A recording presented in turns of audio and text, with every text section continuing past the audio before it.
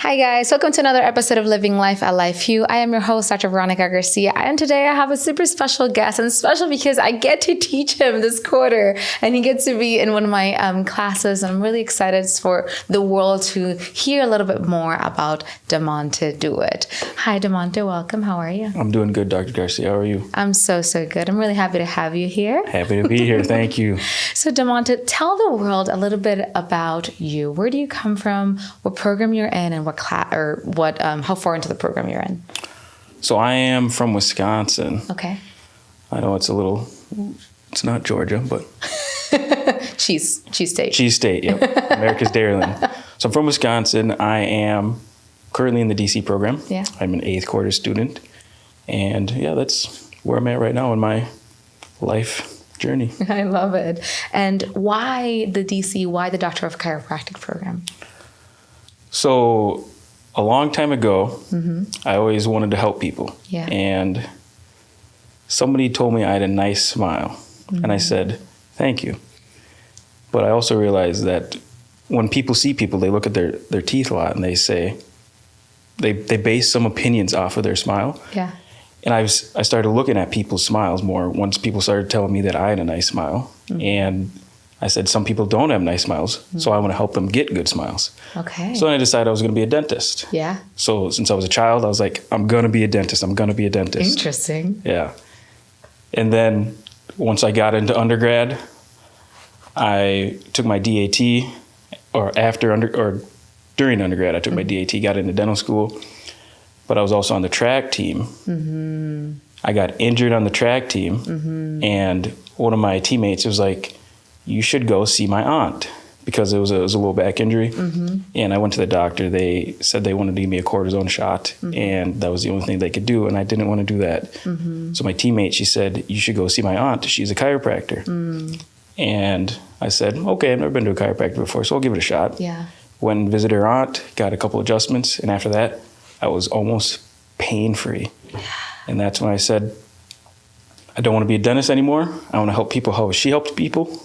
And I decided I was going to be a physical therapist. Skip through chiropractic. Skip through chiropractic. And then I kept getting adjusted by her, and she's like, no, don't go be a physical therapist. Chiropractic is where it's at. Yeah. And eventually she was like, she convinced me enough, and I'm like, you know what? I'm gonna go to chiropractic school. And then she told me to go to Palmer, and I applied to Palmer, got in, and then eventually a random situation happened. I was at a grocery store, and I had a chiropractor shirt from the woman who was my chiropractor. Yeah. And she's like, oh, are you a chiropractor? I'm like, no, I'm going to go to chiropractic school. And she said, oh, where are you going? I said, I'm going to Palmer. And then she's like, oh, I'm going to Life. I've never heard of Life. Yeah. And then once she told me about Life, I looked into Life, I came into her, and then here I am sitting next to you now. Look at that. Yeah. Just the smallest, teeny tiniest events, going to the grocery store, having an injury and still thinking about PT. Yeah. I mean, I think that chiropractors, we're pretty persuasive people. Yes, no, let me tell you something. Chiropractors were that, okay?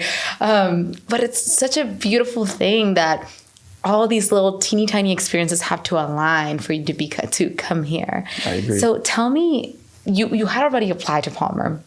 And Palmer is an amazing institution as well. There's a great institution, whichever of the two we're talking about, right? This was in Iowa.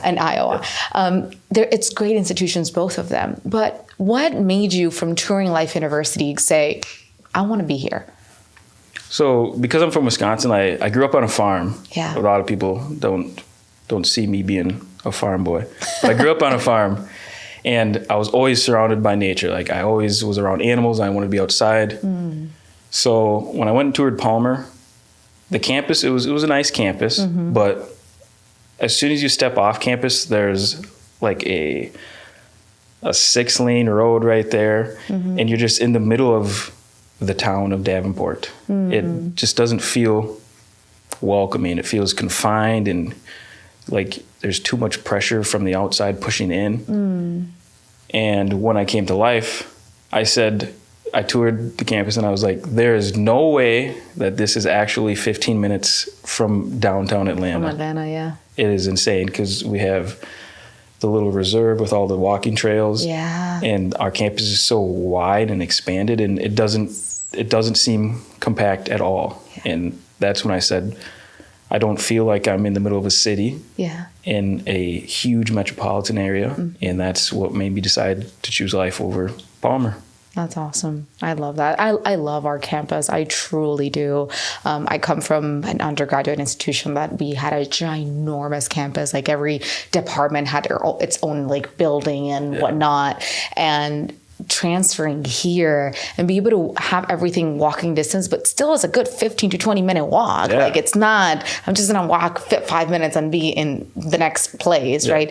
It was still significant enough that you could connect, like you said, whether it is that you are at the Vitalism fountains, or you're walking through the Generations Wall, or you're going into the trail and doing the hike. There's so much of Life University that it is to also allow us to, in the midst of the pressure of the school, kind of disconnect from that and reconnect to self, if you know what I mean. Oh, I know exactly what you mean. The reconnection is what sold me on it, because there's got to be that distinction between school and you have to have some type of vice to just relax and get away from it. And my vice is being out in nature, and having that right across the street was it was a no-brainer that I had to come here. Yeah, that's awesome. So tell me, how was the transition going from, or were you in an undergraduate that was semester school? Yep. Okay. From going in undergraduate that was semester school. Also, what did you do in your undergraduate in? So I was technically pre-dental with a biology major. Okay.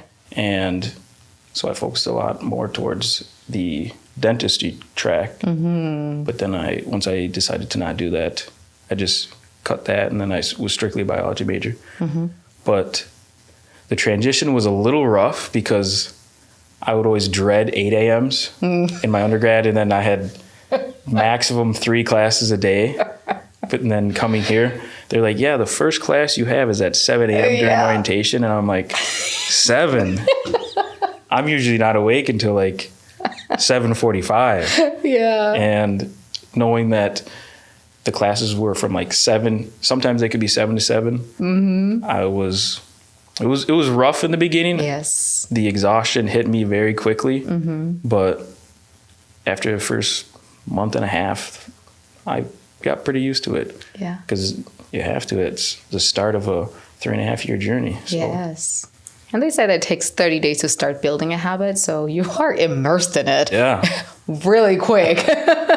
You do get immersed in it really quick. Tell me a little bit about how you're halfway through the program, right? It's 14 quarters. You're about 7th and 8th quarter. Yes. Between 7th and 8th. Between 7th and 8th. You're halfway there. Tell me, what are some of those resources that you've used? You mentioned Vice, going back to nature, but other resources that you use to stay focused and to continue going? Because we all know, and if you didn't know and you're listening in, the chiropractic program, it is a very intense, it is a very demanding program, and it can take a lot. But what are some of those things that you've been doing, or groups that you've been involved with, that allow you to stay focused and kind of stay thriving with it? The number one thing that I've probably been doing to help me like stay dedicated and keep that fire is going to seminars. Every seminar, most of them have a philosophy night the night before. And people who don't go to that, they think they're irrelevant and not important, but the philosophy behind what you're doing is key. And everybody's philosophy is different. So that little aspect of how one doctor practices can change someone's life. It can be profound. It's like just a little seed can be planted, and so much can come from that single seed. Yeah. And that's one thing that has helped me exponentially, because sometimes you get down, you have 8 midterms in a week, and you're just like, I don't want to do this anymore. But at the end of the week, you have a seminar, and you're like, okay, I'm going to do some training, get a little more hands-on, and you hear that doctor talk, and they're like just firing you up. And it just flips that switch back on, fuels that fire. It's awesome. But the organizations I'm a part of, I'm a brother of the chiropractic fraternity, Delta Sigma Chi. I'm also I'm a student ambassador, forgot about that. And I'm an officer in the SOT club. Only. These are big pillars. This is big groups, really awesome, beautiful groups that are all about pouring into each other, which I think definitely sets the student experience apart. As a graduate and fellow student ambassador, I think my career at Life University was prior to being a student ambassador and then after being a student ambassador, completely two different ones. Me too. It changed since joining student ambassadors. I've always been like a shyer person, and I thought I could get through this program without like putting myself out there and interacting with people. But then one of my friends who's also a student ambassador, he's like, you need to do this, Damontae. And I'm like, I don't like talking to people too much. I don't like projecting my voice. I don't like being the center of attention. He's like, you need to do this. It's going to help you grow. This is how you're going to be for the rest of your life in practice. And then I stepped out of my shell, and now I'm loving it. It has led to so many more opportunities that I never thought I would get, solely because I realized that it gave me confidence, honestly. Yes. Yeah. It builds you. It builds that professional side of you. It really does. You mentioned something very particular. I think that we don't have the chance of talking a lot about it, and we haven't in this podcast yet, and it's the philosophy. Like, chiropractic has 3 pillars, and I think one of the biggest pillars that it's so important, it's deeply rooted into everything we do, every patient that we see, every communication that we have, every hand we shake, is our philosophy. So tell me a little bit about your philosophy within chiropractic, and why do you think it's such an important pillar of us as a profession? So do you mean like my individual philosophy? Yes. Go ahead. That is a lot. So I believe that every creature, I want to work with humans and animals, so I'm going to be a dual chiro. I believe that every creature deserves sentience. And so sentience is the ability to feel and perceive and react to things. Yeah. But because of how the world is today, people don't essentially have the ideal sentience that they should have. And so I believe that chiropractic is a way to help people obtain sentience in that sense. And I think it is important because it adds value to how they live their lives, how they interact with others, and just how they go about their worldly things. And with chiropractic, our philosophy is important because it helps us realize that we don't need to rely on external things to have internal value and internal reactions. And that's what most of the medical profession relies on, is some sort of medication to help you, some sort of therapy to help you. But really, if you're in a state to where you can fully adapt and react and feel what is going on, your body and your mind, you should be able to express everything that's going on. Yeah. I love that. I absolutely love that. I love that as your philosophy individually. And I also love that you're also pouring into our community through this platform, because chiropractic is art, chiropractic is science, and chiropractic is philosophy. It is. And it is a balance of all 3 of those, not one more than the other. Absolutely. It's a beautiful balance of all 3 of those that create this cohesive, harmonic dance that it is chiropractic. So thank you. Thank you for your time. I'm really excited for the next half of your career here. Me too. Very excited. Yay! You're entering clinic next quarter. I'm entering clinic next quarter. Yeah, starting to care for patients and giving them and kind of building all that into the people on your table. So congratulations on your journey. I'm really excited to see you growth. And good luck on your finals. I know that they're kind of slowly creeping in. Yes, midterms still aren't over, but thank you for the good luck on finals. You're welcome. We'll see you guys on the next episode of Living Life Alive. You have a beautiful day, Damontae. Thank you. Take care. Bye-bye, guys. Goodbye.